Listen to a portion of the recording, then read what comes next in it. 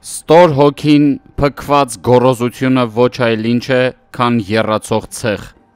Պիեր Բուաստ։ Անօրինական ճանապարհով Հայաստանի իշխանությունը երկու անգամ զավթող պետական ու տնտեսական հանցագործը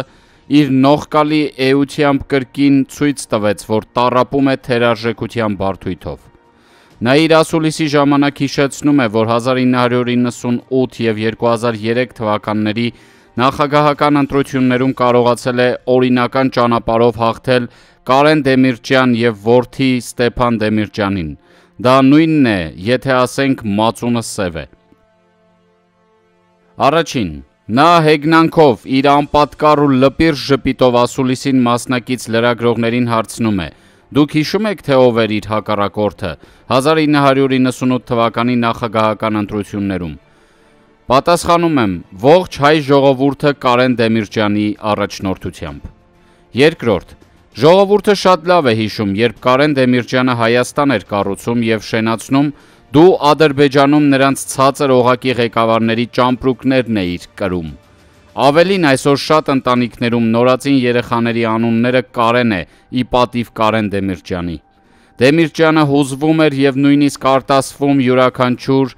հայ մարդու մտավորականի, մշակույթի, սպորտի, գիտության և հասարակական գործիչների մասին վատ նորություններ լսելիս։ Իսկ դու ամեն տեղ, բացի քո լպիրտ ժպիտից, որևէ մեկի համար հուզված կաս։ Երրորդ, անիծվես դու, որ քո օրոք միակ քաղաքական սպանությունը համարում ես 1999 թվականի հոկտեմբերի 27-ի ոճրագործին մտերիմ Տիգրան Նաղդալյանի սպանությունը։ Իսկ հոկտեմբերի 27-ին ազգային ժողովի ոճրագործությունն ինչ էր։ Ողջ հայ ժողովուրդը շատ լավ գիտի, թե դու ում միջոցով և ինչպես կարողացար 1998 թվականին բռնազավթել Հայաստանի իշխանությունը։ Իսկ 2003 թվականի նախագահական ընտրություններում ձայների ճնշող մեծամասնությամբ այս անգամ էլ հաղթել էր Ստեփան Դեմիրճյանը։ Անգամ քեզ սպասարկող ՍԴ-ն անզոր գտնվեց պաշտպանելու քո լեգիտիմությունը, քանի որ առկա էին հարյուրավոր արձանագրություններ ձեր կողմից կատարված կեղծիքների վերաբերյալ, որի պատճառով էր Սահմանադրական դատարանը ստիպված որոշում կայացրել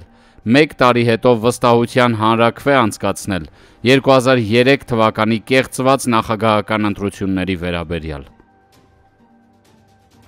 Սակայն 1 տարի հետո ՍԴ-ի որոշումը քո կողմից մերժվեց, որի պատճառով բազմահազար անոց ժողովուրդը ապրիլի 12-ին պահանջում էր քո վստահության հանրաքվեն։ Սակայն 2004 թվականի ապրիլի 12-ին Բաղրամյան փողոցում իր ձայների պահանջատեր խաղաղ ցուցարարների նկատմամբ չթույլատրվող միջոցներով և ջրցան մեքենաներով քո քրեակ օլիգարխիկ բանդայի և Ղարաբաղից բերված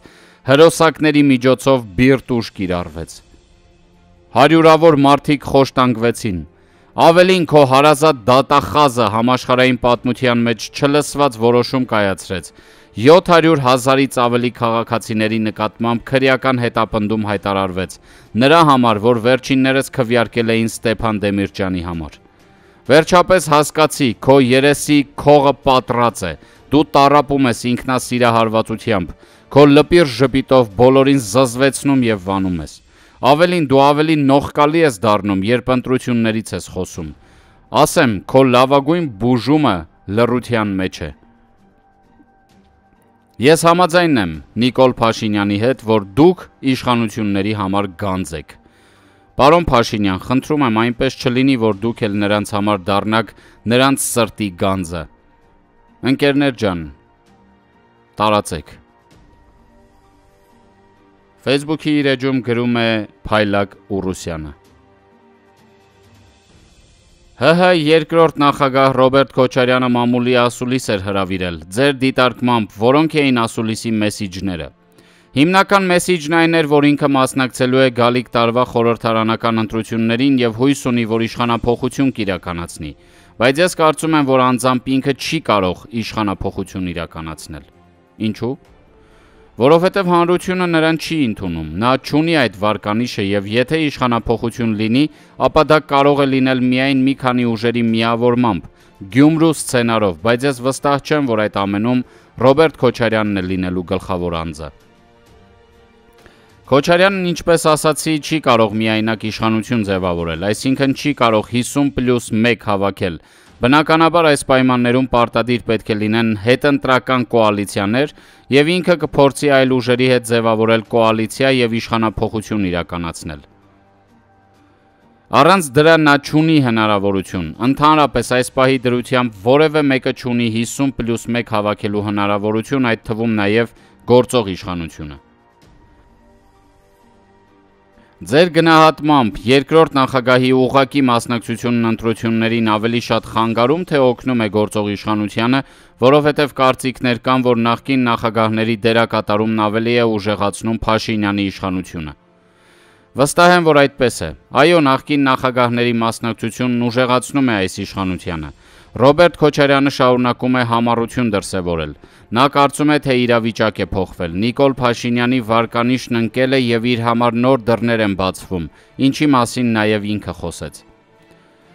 Գործող իշխանության վարած արտաքին քաղաքականության վերաբերյալ Ռոբերտ Քոչարյանի հնչեցրած քննադատություններին համակարծիք եք։ Չեմ կիսում Թրամփի ուղու հետ կապված նրա հոռետեսական մոտեցումները։ Կարծում եմ, որ ԱՄՆ-ն բավականին լուրջ է ներգրավվել այս գործընթացի մեջ եւ բավական մեծ է հավանականությունը, որ այս նախագիծն իրականություն կդառնա։ Նոր քաղաքական ուժեր են ձևավորվում 2026 թվականին ընդառաջ, հայտնի դարձավ, որ նախկին ՄԻՊ Արման Թաթոյանը եւս մտնում է քաղաքականություն։ Այս ակտիվությունը նոր ուժերի ձևավորումն ավելի շատ օգնելու են, թե խանգարելու են ընտրողներին։ Սա ավելի շատ բարդացնում է քաղաքացիների ընտրության գործը։ Փոքրիկ երկրի համար արդեն տասնյակ քաղաքական ուժեր հայտարարել են գալիք ընտրություններին իրենց մասնակցության մասին։ Սա Հայաստանի համար մեծ թիվ է։ Ես վստահ եմ, որ մինչև ընտրությունները այս թիվը կմեծանա, ինչը բարդացնում է ընտրողների վիճակը, որովհետև շատ հաճախ նրանք չեն կողմնորոշվում, թե ում պետք է տան իրենց ձայնը։ Մեդիալաբի հարցերին պատասխանում էր քաղաքագետ Արմեն Վարդանյանը։